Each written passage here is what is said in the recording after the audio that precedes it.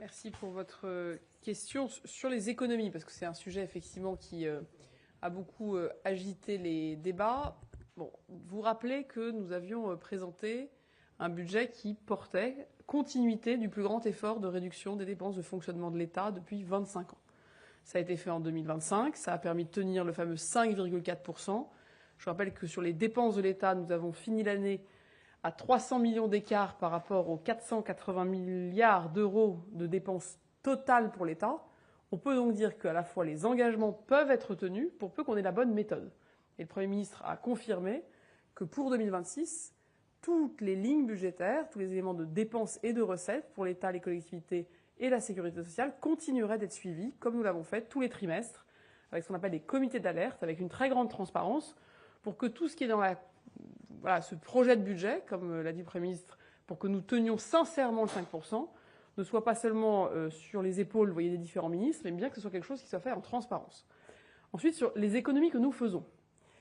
Nous en faisons beaucoup sur les opérateurs et les agences. Et vous verrez d'ailleurs que dans les prochaines heures, un certain nombre d'économies supplémentaires seront demandées à un certain nombre d'acteurs, notamment pour que nous puissions optimiser ce qu'on appelle leur trésorerie, qu'il n'y ait pas d'argent dormant, que les impôts payés par les Français soient utilisés aussi vite que nécessaire, et qu'au fond, il n'y ait pas, vous voyez, des petits réserves, comme tels des écureuils, alors que c'est l'argent des Français et que nous devons être très précautionneux avec l'impôt que nous collectons et très rigoureux avec la manière dont il est dépensé.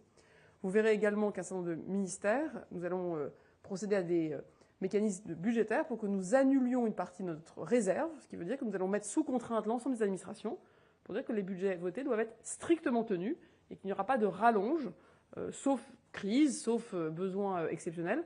Donc nous mettons l'ensemble de la puissance publique dans un cadre extrêmement rigoureux. Nous faisons des économies ensuite sur des éléments essentiels. Les éléments de commande publique et d'achat public. Vous avez vu beaucoup de reportages où, au fond, nos règles obligent les acteurs publics à acheter plus cher que si les règles étaient de bon sens. Nous avons changé les règles sous l'autorité du Premier ministre avec le ministre David Amiel pour que les achats coûtent moins cher. 1 milliard d'euros d'économie par ce biais. Le Premier ministre a donné instruction que nous diminuions dans tous les ministères et tous les opérateurs les dépenses de communication.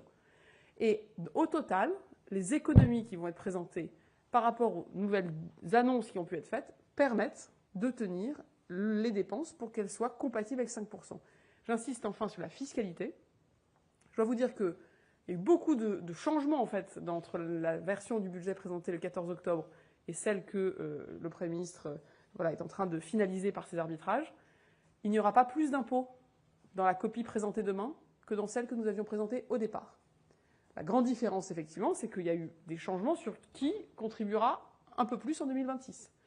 Toute la fiscalité des ménages, nous avions eu des projets sur l'abattement sur les retraités, des projets sur un certain nombre de révisions de niches fiscales, des projets sur le gel du barème de l'impôt sur revenu, tous ces éléments ont été retirés pour qu'il y ait une fiscalité strictement stable, ce qui amène, et je conclurai là, à ce que l'effort de la nation par ses prélèvements obligatoires soit inférieur en pourcentage de notre PIB en 2026 par rapport à ce qu'il était en 2019.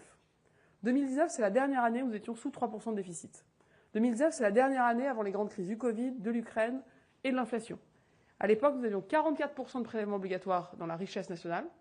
Il y aura en 2026 43,9%. Ce qui veut dire que nous ne sommes pas dans la folie fiscale. Ce qui veut dire que nous essayons de revenir à un moment de notre histoire économique et budgétaire qui était la dernière année où nous étions sous les 3%. Il nous semblait que c'était une bonne boussole à tenir. Mais sur les ministères, vous disiez que vous alliez utiliser la réserve, mais est-ce qu'il y aura davantage d'économies qui vont être actionnées très concrètement ? Très concrètement, ça veut dire qu'il y a 1,5 milliard d'euros que les ministères pouvaient espérer dépenser, qu'ils ne pourront pas dépenser en 2026, et nous le faisons de manière extrêmement transparente. Et c'est très important pour que les Français comprennent que quand on fait des économies, ce sont des vraies économies. Pas des économies d'écriture, ce sont des vraies économies qui seront faites au-delà de celles qui sont déjà dans le budget. Et comme le dit et comme nous l'anticipons, dans quelques semaines, nous aurons, et j'en suis sûr, beaucoup de questions au gouvernement sur un certain nombre de mesures, dispositifs qui ne seront peut-être pas financés comme certains auraient voulu. Et je ne doute pas que ces mêmes qui aujourd'hui disent qu'il en faut plus d'économies seront les premiers à nous demander où est l'argent. Et dans quel secteur ? Et les ministres, évidemment, conduiront, et je veux le dire aussi en réponse à ce qu'a pu dire Olivier Faure, notre engagement, c'est de financer pleinement les services publics que les Français attendent. Maintenant, sur tout ce qui n'est pas le cœur des services publics, tout ce qui n'est pas le fonctionnement attendu de notre pays, eh bien, nous assumons de faire des économies de fonctionnement, de rationalisation et d'organisation. les éléments notamment que le Premier ministre porte pour que nous mettions un État dans une capacité à faire plus efficace sont évidemment essentiels à la tenue de ces économies. Merci beaucoup. Merci infiniment. Bonne journée à vous tous. Merci beaucoup.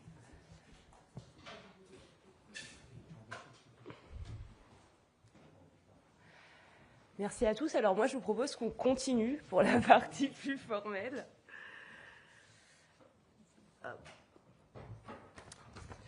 Quand même embrayer sur la question budgétaire dans le sillage de ce qu'a dit le Premier ministre et de ce qu'a dit Madame la ministre de l'Action et des Comptes publics par la réaction du Président de la République qui, vous le savez, a autorisé donc le gouvernement à engager sa responsabilité sur le budget de l'État et des collectivités territoriales.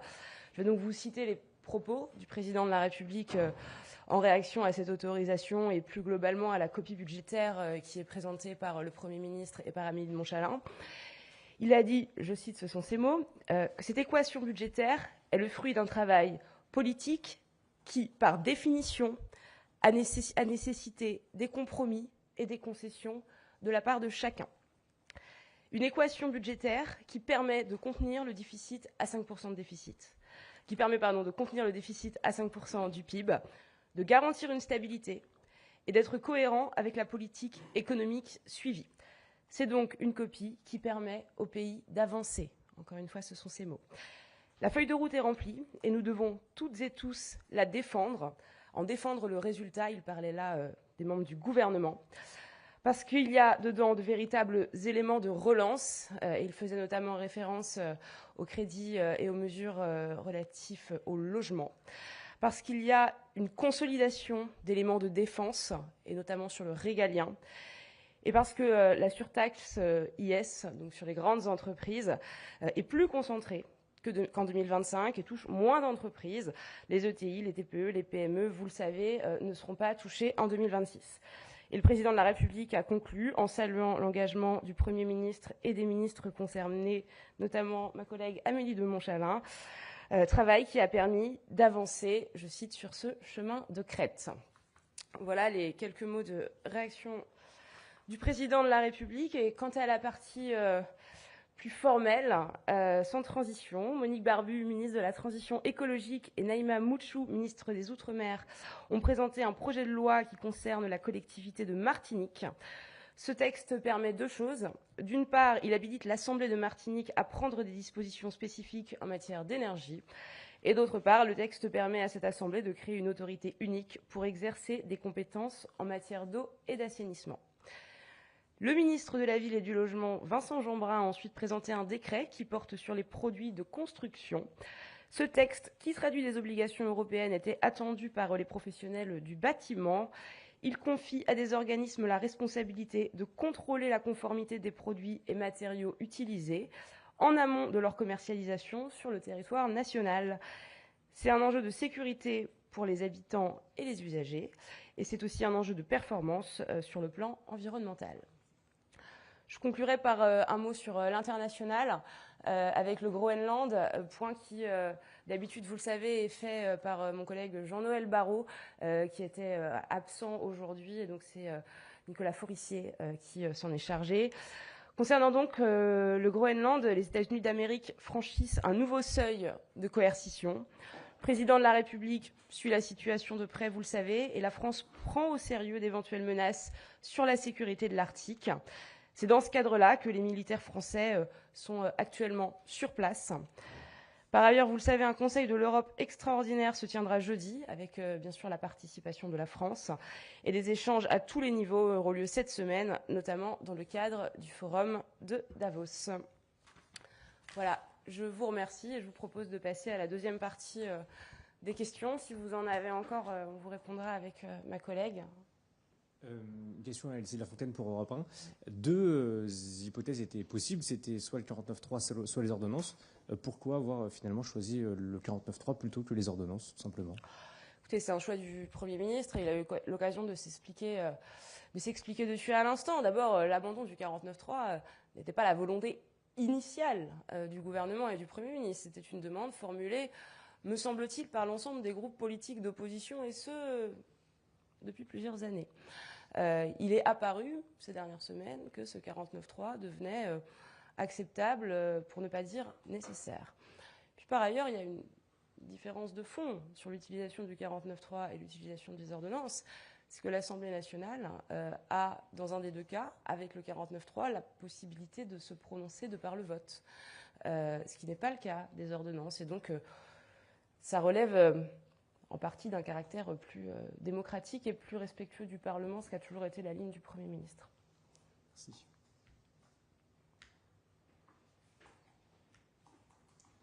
Oui, bonjour, Hugo Babet, BFM Business. Moi, j'aurais deux questions. Une sur l'apprentissage. Beaucoup d'employeurs s'inquiètent sur le fait qu'il pourrait y avoir une baisse des aides à l'embauche. Quel est l'arbitrage fait sur l'apprentissage ? Et également sur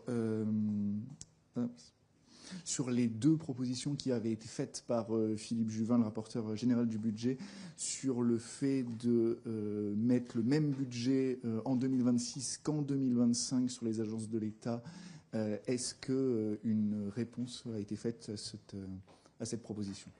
Alors, je vous disais sur votre deuxième question que dans les économies supplémentaires que le gouvernement va proposer pour notamment tenir l'ambition des 5%, sans remettre en cause évidemment les politiques publiques sur lesquelles nous avons pris des engagements.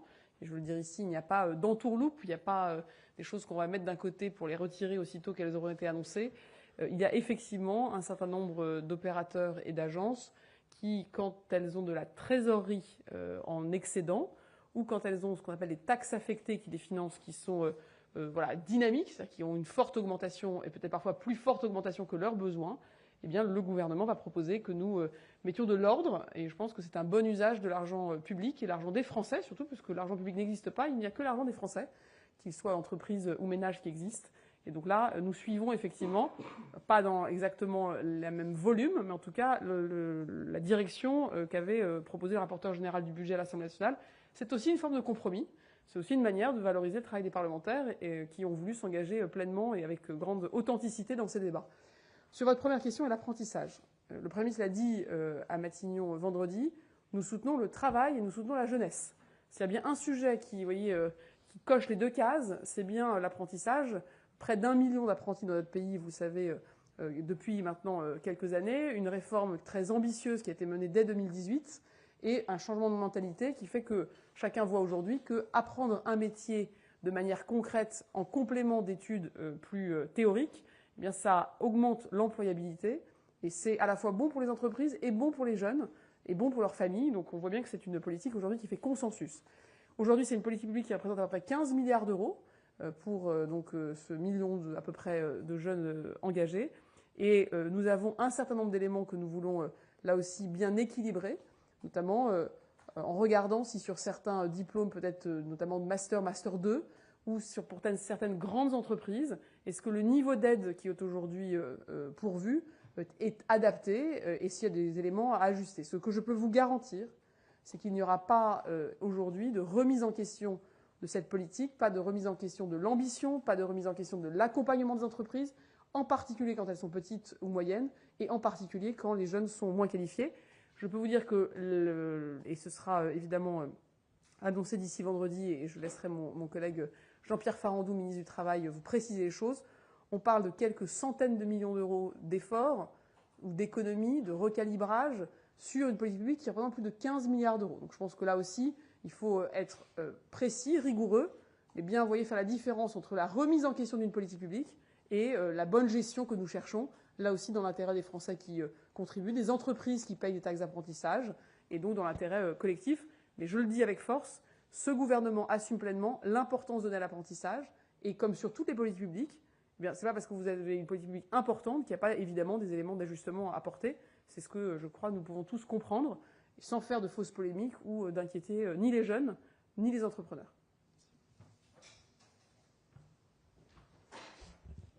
Bien. Si c'est... Dernière question. Je vous en prie, pardonnez-moi. Est-ce que le président a évoqué le fait qu'il souhaitait activer l'instrument anti-coercition par rapport Est-ce que ça a été évoqué en Conseil des ministres? Oui, ça alors. Elle me souffle, oui. Oui, ça a été évoqué, mais avec les propos qui ont déjà été tenus et donc ce que vous avez voilà, déjà dans les communications de l'Élysée. D'accord, sans plus de non. précision. Rien de plus. C'est un instrument qui est à la fois un instrument de dissuasion, vous le savez, un instrument de riposte, et qui, si les États-Unis venaient à confirmer leurs menaces, serait évidemment justifié. C'est la position de la France, mais il n'y a pas de nouveauté, si je puis dire. Je vous en prie. Zoé Pallier pour Radio Classique. Madame la ministre, est-ce que vous pourriez juste préciser le montant total des économies qui seront faites sur les opérateurs et les agences en termes de milliards? Est-ce que vous avez déjà le chiffrage? Est-ce que c'est encore en cours de discussion? Alors, c'est toujours un peu compliqué de faire le départage. On est à peu près sur 2 milliards d'euros d'économies qui seront faits sur le périmètre des agences et des opérateurs. Mais je veux le dire, c'est pas de l'argent magique comme certaines oppositions parfois vous voyez, brandissent. En mélangeant les politiques publiques, les structures, leur fonctionnement. On aura l'occasion d'ailleurs pendant cette année de revenir sur le sujet. D'abord parce que, vous le savez, je m'étais beaucoup engagée avec tous les services sous ma tutelle pour que nous ayons un plan d'organisation de l'État pour qu'il le rende plus efficace, moins de doublons, plus de lisibilité. Et avec le ministre Amiel, sous l'autorité du Premier ministre, qui, vous le savez, a demandé au ministre près de 70 chantiers de réorganisation, de faire en sorte que ces chantiers soient tenus. Deuxième élément, évidemment, c'est que vous savez que le Sénat a mené une commission d'enquête et qu'une proposition de loi, notamment portée par la sénatrice Lavarde, va être débattue. Donc c'est un sujet sur lequel nous allons revenir, mais je veux ici être très clair, il ne faut pas qu'on fasse de faux populisme sur ce sujet. Certains vous disent, il n'y a qu'à supprimer des agences et on va trouver 50 milliards d'euros d'économies. Les choses sont un peu plus complexes parce que les agences portent des politiques publiques. Elles portent par exemple la politique publique de l'apprentissage, France Compétences. Elles portent la politique du retour à l'emploi, France Travail. Elles portent la politique de la rénovation des logements, l'ANA. Elles portent la politique, vous voyez, du soutien à la gestion de l'eau par les agences de l'eau. Donc il y a une différence à faire entre la réorganisation, les économies que ces agences et opérateurs portent, tout comme les ministères, et la facilité avec laquelle certains vous disent, voilà, on va supprimer l'ADEME, l'ANA et autres agences, oubliant que ces agences ne sont pas juste des bureaucraties, elles portent des politiques publiques au plus près des concitoyens, au plus près des entreprises. Et je vais vous donner, la BPI est un opérateur dont je crois que tous les entrepreneurs de ce pays voient l'intérêt, le soutien, l'accompagnement à l'innovation. Donc voilà, donc on fait bien ce départage-là. Mais oui, je peux vous dire que les enjeux d'organisation de l'État, d'organisation de l'action publique sont, pour ce gouvernement, et à titre personnel, c'est pour ça que je m'appelle ministre de l'action publique, c'est qu'il n'y a pas que les comptes publics, il y a aussi la manière dont on organise l'action publique, qui seront évidemment au cœur des débats dès qu'on aura un budget.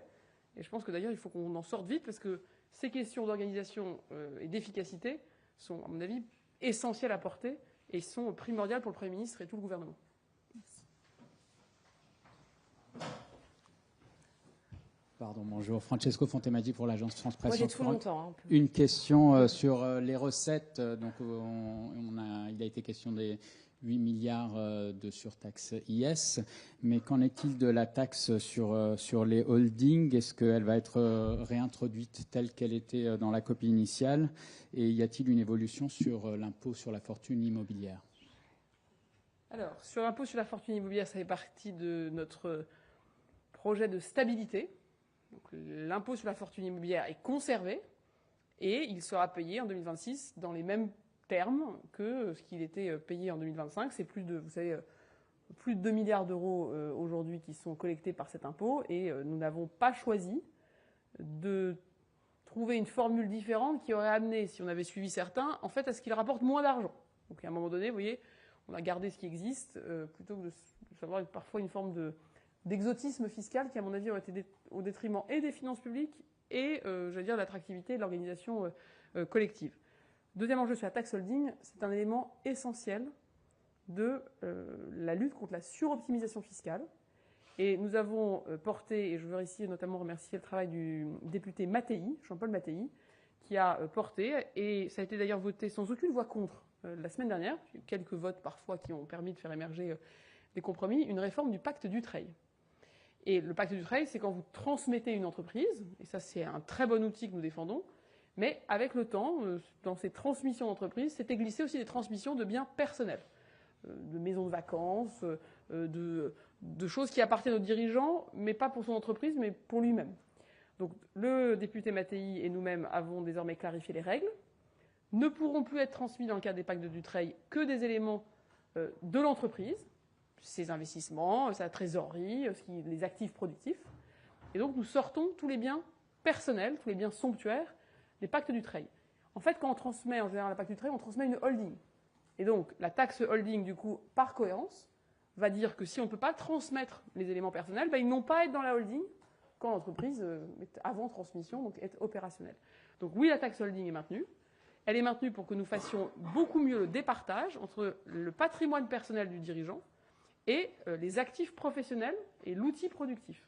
Et on sait bien que c'est là que se loge la suroptimisation fiscale qui amène, et je l'ai dit ces derniers jours, quelques milliers de contribuables français à payer finalement moins d'impôts que ce qu'ils ne devraient, puisqu'ils utilisent la fiscalité des entreprises pour se constituer un patrimoine personnel. Et donc c'est ce départage et la taxe holding telle qu'elle va arriver désormais, fruit de ce travail collectif, permet d'avoir cette cohérence, cette action, cette nouveauté aussi dans le cadre fiscal. Le Premier ministre l'a dit très clairement, nous avons de la grande stabilité pour les ménages, pour les entreprises, pour les TPE, pour les PME, pour les charges des entreprises, mais nous assumons d'avoir quelques changements, et notamment pour réduire cette suroptimisation. Et chacun comprend bien que tous ceux qui respectent déjà les règles en seront ravis, et tous ceux qui ont des doutes sur le fait que les règles soient respectées pourront être rassurés. Sur le pacte Dutreil, juste pour revenir, en vous attaquant du coup à ce pacte Dutreil qui permet la transmission des entreprises familiales, vous n'avez pas peur justement d'affaiblir cette transmission et que ces entreprises doivent fuir à l'étranger ou être revendues à des fonds étrangers, alors que déjà la taxation sur l'héritage en France est bien supérieure? Alors, je récuse le mot « attaque » parce que c'est précisément l'inverse. Le pacte Dutreil fait l'objet de beaucoup de fantasmes. Beaucoup disent, voilà, un mécanisme de transmission d'entreprise qu'il faudrait tout simplement supprimer. Ce gouvernement dit précisément l'inverse. Nous voulons précisément et fortement garder cet outil de transmission des entreprises. Nous savons qu'il y a des millions de reprises d'entreprises à organiser dans les prochains mois, années et décennies du fait du vieillissement de la population. Nous voulons précisément protéger la souveraineté des entreprises et donc les transmettre dans un cadre familial. Donc, parce que nous voulons préserver ce pacte, nous avons décidé d'en retirer ce qui, justement, l'affaiblissait, voire créer des doutes ou des suspicions sur sa validité. Et ce qui aujourd'hui, pouvait fragiliser le pacte Dutreil, c'est que certaines personnes, du fait d'une jurisprudence qui, dans le temps, avait évolué, y logeaient des actifs personnels. Et je peux vous garantir que jamais Renaud Dutreil, qui est à l'initiative de ce pacte quand il était ministre, n'a imaginé que dans certains cas, on pouvait mettre jusqu'à 50% d'actifs personnels dans les transmissions. Donc, c'est tout l'inverse. Ça peut être de l'immobilier d'entreprise aussi. L'immobilier d'entreprise est évidemment toujours transmissible. L'immobilier personnel ne le sera plus. Les biens somptuaires qui ne sont pas au bénéfice d'une activité économique, d'une activité opérationnelle, seront exclus. Je peux vous dire quelque chose, c'est que par cette réforme, moi je crois précisément qu'on a renforcé le pacte Dutreil. Parce qu'on a retiré tout ce qui faisait polémique, on a retiré tout ce qui pouvait apparaître comme des effets d'aubaine pour recentrer un outil sur ce pourquoi il a été initialement conçu. Et le fait que vous voyez dans l'hémicycle, sur cette réforme, il n'y a eu aucune voix contre, il y a eu des abstentions, il y a eu des voix pour, sur l'ensemble des bancs.